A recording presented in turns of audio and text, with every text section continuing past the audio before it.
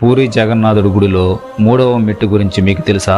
ఈ గుడిలో మొత్తం 22 మెట్లు ఉన్నాయి. ప్రతి మెట్టికి ఒక ప్రత్యేకత ఉంది. కానీ 3వ మెట్టు వెనక చాలా పెద్ద రహస్యం ఉంది. జీవితంలో ఎన్ని పాపాలు చేసినా పూరి జగన్నాథుని దర్శించుకుంటే పాపాలు అన్నీ పోతాయి. ప్రజలు స్వామివారిని దర్శించుకుంటే పాప విముక్తి అయ్యేవారు. ఇది చూసి యమధర్మరాజుకి కోపం వచ్చి జగన్నాథుని స్వామితో ఈ విధంగా అంటాడు: ప్రజలందరూ పాపాలు చేసి మీ దర్శనం చేసుకుని పాప విముక్తులవుతున్నారు.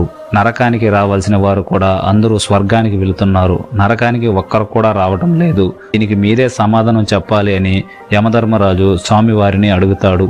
స్వామివారు ఆలోచించి యమధర్మరాజుకు ఒకటి చెబుతాడు: మీరు మందిరం బయట ఉన్న ముఖద్వారం దగ్గర 3వ మెట్టు దగ్గర ఉండండి.